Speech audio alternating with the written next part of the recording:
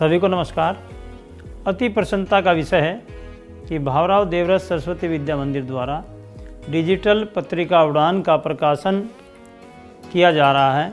यह डिजिटल पत्रिका भैया बहनों के सामाजिक जीवन एवं शैक्षणिक जीवन के लिए उपयोगी सिद्ध होगी।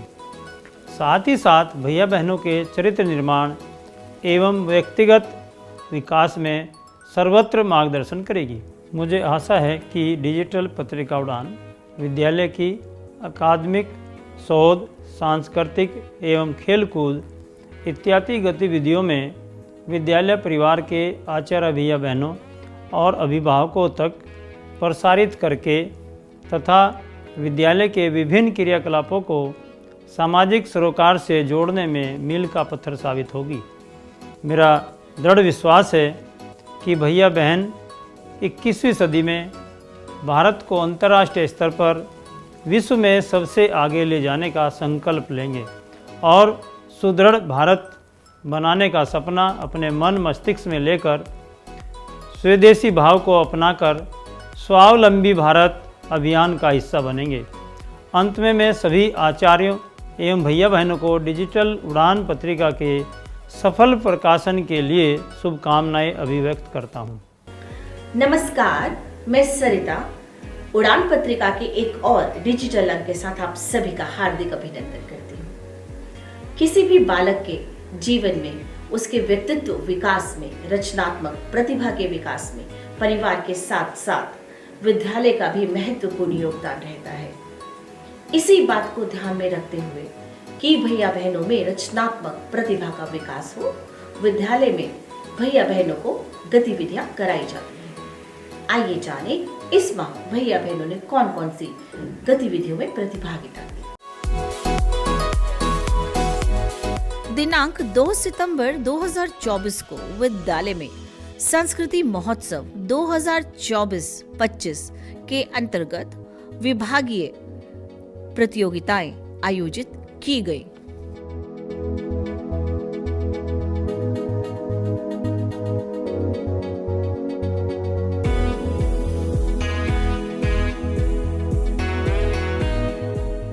सितंबर 2024 को विभागीय एथलेटिक्स प्रतियोगिताओं में भैया बहनों ने 17 स्वर्ण और 15 रजत पदक प्राप्त किए।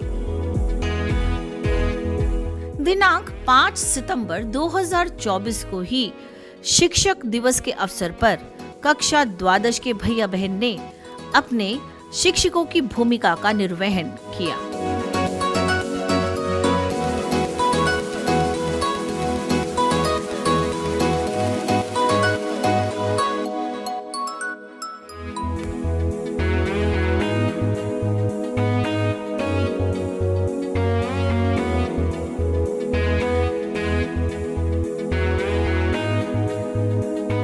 दिनांक 5 सितंबर को ही बहन भूमिका ने नीट एग्जाम क्वालिफाई कर MBBS में एडमिशन लिया।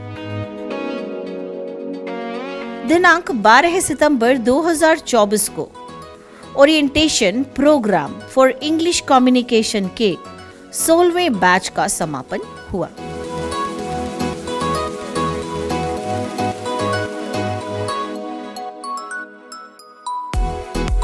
दिनांक 12 सितंबर 2024 को वंदना सत्र में प्रांतीय विज्ञान, वैदिक गणित और क्षेत्रीय खेल प्रतियोगिताओं में स्थान प्राप्त करने वाले भैया बहन को मुख्य अतिथि उप निदेशक ऑडिट विंध्याचल धाम मंडल मिर्जापुर श्री कृष्णकांत सिंह जी के द्वारा पुरस्कृत किया गया।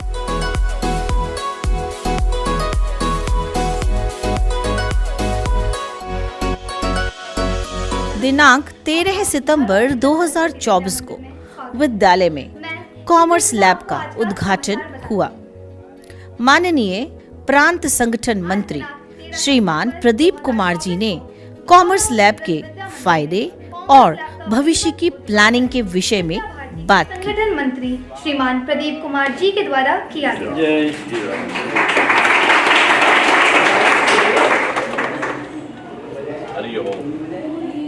ज्योति परम ज्योति पॉलिटिकल और इकोनॉमिक इन्वायरमेंट, और जो सोशल इन्वायरमेंट में है फैमिली हमें दर्शाई गई है। और Ashish and Prashunja and many people who work in for decoration. And since they are 30 companies, by their ratio the state sir वो हमें बताता है कि हमारा जो टैलेंट जो होता है वो ट्रेनिंग वगैरह में is a traditional sense. In the term market refer to ये शिक्षा का जो उद्देश्य है कि हमारे छात्रों को जो वो पढ़ रहे हैं उसकी जो मूल बातें हैं वो क्लियर होनी चाहिए, स्पष्ट होनी चाहिए। और इसलिए ये अभी नया नहीं, प्राचीन काल से ही हमारे साथ जो शिक्षा जुड़ी हुई है ना वो प्रयोगात्मक ही ज़्यादा रही है। बीच में कुछ समय उसके अंदर से ये प्रयोग प्रैक्टिकल को थ्योरी पे हो गई, क्योंकि वो शिक्षा जो है बालकों को जमी बनाने के लिए नहीं थी, क्लर्क बनाने के लिए थी। और उसी का परिणाम ये निकला कि हमने क्लर्क में ज़्यादा हो गए। और ये हर विषय ऐसा है जिसके अंदर प्रैक्टिकल जुड़े हुए हैं। और अपना कॉमर्स, अकाउंट्स, इकोनॉमिक्स ये तो ऐसा सब्जेक्ट है जो पढ़ाई में सबसे ज़्यादा प्रैक्टिकल है, जो सबसे ज़्यादा प्रैक्टिकल विषयों के साथ जुड़ा है। जो आप पढ़ते हैं वो हो भी रहा है, वो दिखाई भी देता है और वो सब चीज़ों से जुड़ा हुआ है। बजट है तो हमारे घर का भी बजट बनता है और बच्चों ने अपने घर का बजट बनाना भी चाहिए। इनकम कितनी है, एक्सपेंडिचर कितना है, उनको भी ध्यान में आएगा घर का खर्चा कैसे चलता है, इनकम कहाँ से आती है, खर्चा कहाँ से होता है। हम स्कूल के अंदर आते हैं, स्कूल के अंदर ऑफिस चलता है, उसका मैनेजमेंट सिस्टम क्या, ऑफिस का वर्क सिस्टम क्या, उसको भी समझना चाहिए। दिनांक 16 सितंबर 2024 को orientation programme for English communication के 17वें बैच का आरंभ हुआ।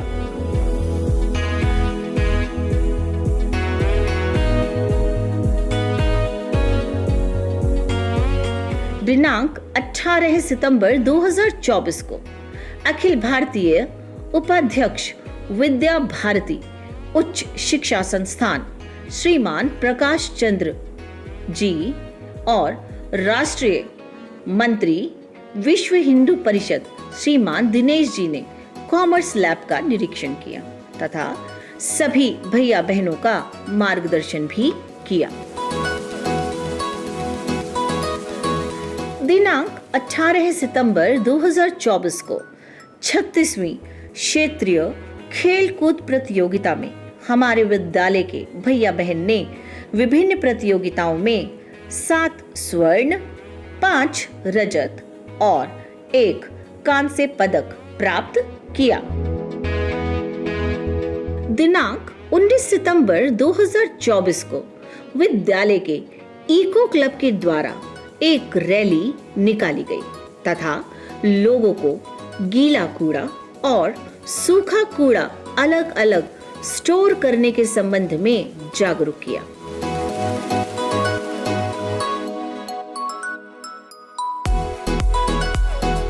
दिनांक 19 सितंबर 2024 को वंदना सत्र में प्रांतीय संस्कृति महोत्सव एवं क्षेत्रीय कराटे प्रतियोगिता के पुरस्कार वितरित किए गए।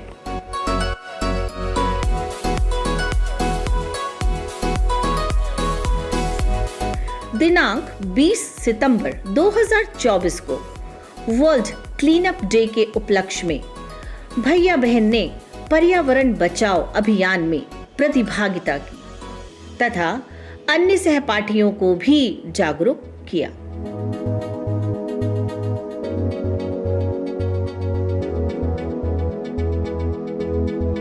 दिनांक 20 सितंबर 2024 को अखिल भारतीय संगठन मंत्री माननीय श्री शिव कुमार जी का आगमन हुआ। उन्होंने कॉमर्स लैब का निरीक्षण किया और अपने बहुमूल्य सुझाव देकर सभी का मार्गदर्शन भी किया।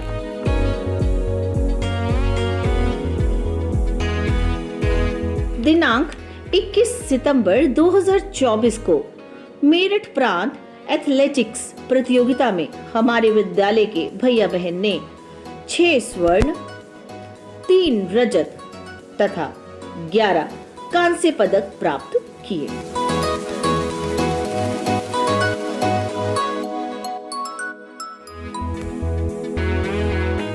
दिनांक 25 सितंबर 2024 से विद्यालय में स्वदेशी सप्ताह का आयोजन किया गया।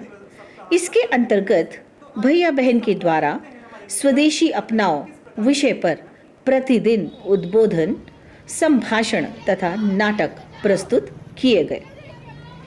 विद्यालय के आसपास सेक्टर 12 में रैली के द्वारा सभी को जागरूक भी किया गया।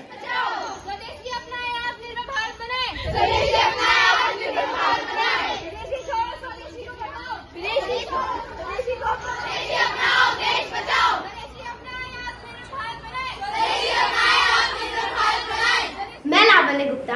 आज हमारे विद्यालय में स्वदेशी सप्ताह का तीसरा दिन था, जिसमें बहन स्नेहा ने बताया कि हमारा भारत कैसे विश्व गुरु बन सकता है और साथ में हमारे भारत का जो पैसा है वो हमारे देश में ही रहे और देशों में ना जाए। और बहन श्रुति द्वारा एक कविता प्रस्तुत की गई, जिसमें बताया कि ब्रिटिश काल में कैसे सारे संसाधनों को नष्ट कर दिया गया था और अब समय है पुनर्जागरण का। धन्यवाद। नमस्कार, मैं स्नेहा तिवारी कक्षा सप्तम सा की छात्रा। आज मैं आप सभी के समक्ष स्वदेशी सप्ताह पर अपने विचार लेकर प्रस्तुत हुई। हम सभी जानते हैं कि पहले हमारा देश स्वतंत्र और विकसित हुआ करता था, फिर धीरे धीरे भारत की ख्याति दूसरे देशों में भी फैलने लगी। विदेशी नजरों में भी हमारा भारत आ चुका था। अब विदेशी किसी न किसी बहाने से हमारे भारत में घुसने लगे और भारत में फूट डालो और राज करो की नीति पर आगे बढ़ने लगे। इन्हीं विदेशियों के कारण हम कई सौ वर्षों तक विदेशियों के अधीन रहे। फिर कविता सुनाने जा रही हूँ, जिसका शीर्षक है आओ स्वदेशी को अपनाएं। एक समय की भूमि विश्व गुरु कहलाती थी, दुनिया भर की शकल भारत में पाई जाती थी।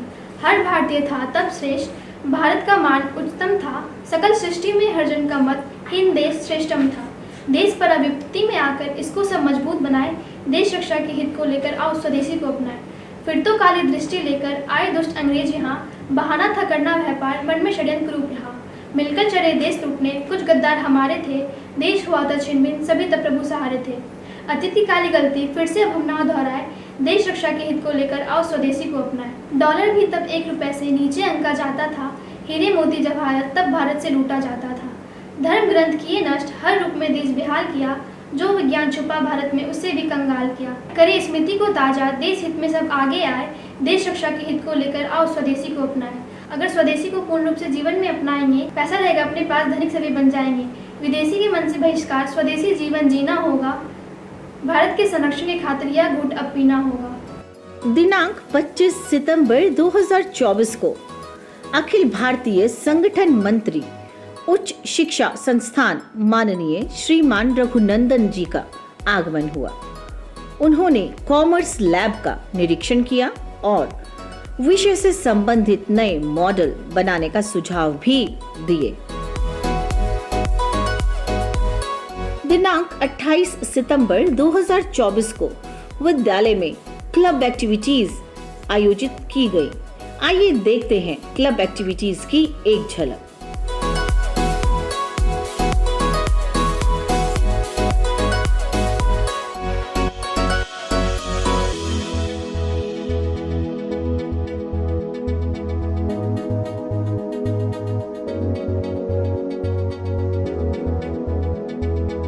दिनांक 29 सितंबर 2024 को विद्या भारती पूर्व छात्र परिषद के द्वारा विद्यालय में पूर्व छात्र सम्मेलन स्पंदन 2024 का आयोजन किया गया। इस अंक में इतना ही। फिर होगी आपसे मुलाकात एक और नए अंक के साथ। नमस्कार।